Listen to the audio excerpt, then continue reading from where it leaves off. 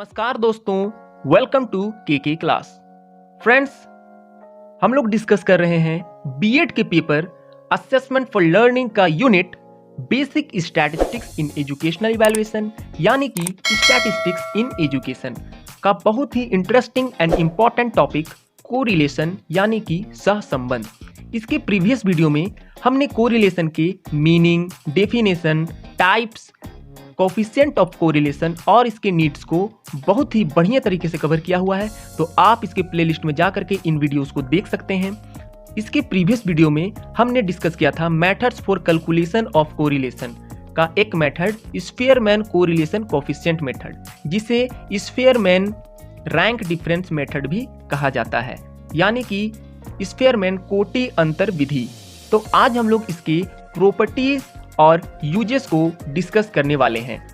Exam में अगर property या फिर यूजेस पूछा जाए तो उसके लिए मैंने डुअल पॉइंट्स अरेंज किया हुआ है। डुअल पॉइंट्स कहने का मतलब है कि आपके एग्जाम में अगर गुण पूछा जाए तब भी आप इन पॉइंट्स को लिख सकते हैं, उपयोग पूछा जाए तब भी आप इन पॉइंट्स को लिख सकते हैं।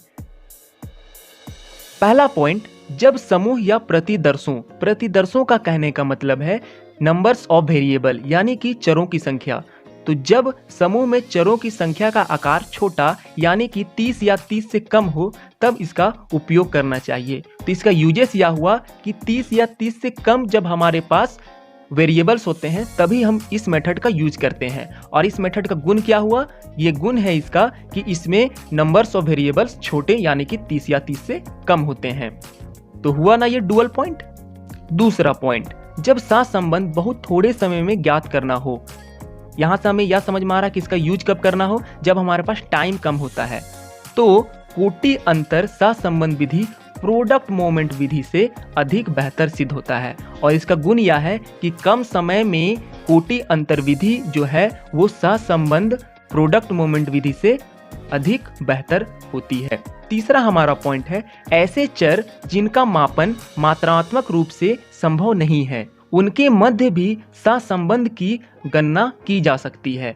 सपोज करिए अगर कोई दो एग्जामिनर एक फर्स्ट सिटिंग में और एक सेकंड सिटिंग में 10 बच्चों का एग्जाम ले रहा है, तो पहले वाले सिटिंग में जो पहला एग्जामिनर है वह 10 बच्चों के बिहेवियर के आधार पर उन्हें रैंक देता है। फॉर एग्जाम्पल, सोहन किसी से बात नहीं कर रहा तो वो फर्स्ट रैंक, मोहित बहुत ज़्यादा हल्ला कर रहा है इसलिए उसे 10वां रैंक।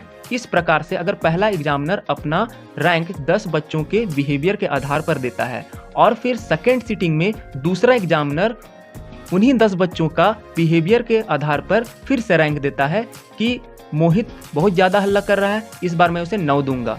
तो इसका मतलब है कि मोहित के अलावा भी कोई एक और बच्चा है जो ज़्यादा बात कर रहा है।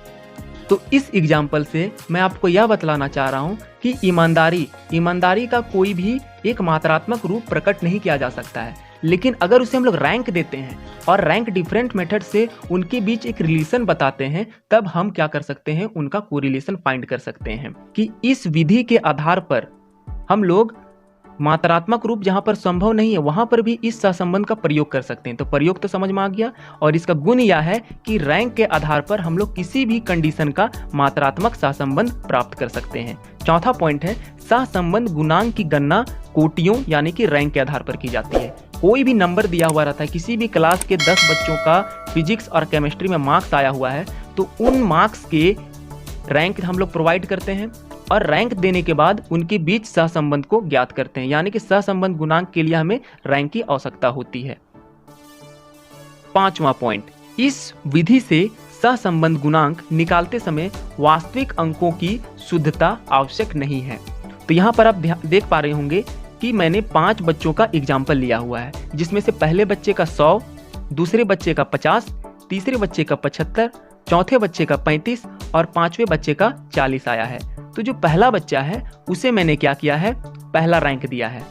जो उससे कम लाया है उसे मैंने दूसरा रैंक दिया हुआ है। तो यहाँ पर जो वास्तविक संख्या है, कहने का मतलब है कि 100 जो बच्चा लाया है उसका रैंक 1 में बदल गया और जो 40 लाया है उसका रैंक 5 में बदल गया। तो वास्तविक अंकों का यहाँ पर ज़्यादा महत्व नहीं दिया जा रहा है, मतलब वास्तविक अंकों की शुद्धता आवश्यक नहीं होती है इस विधि में।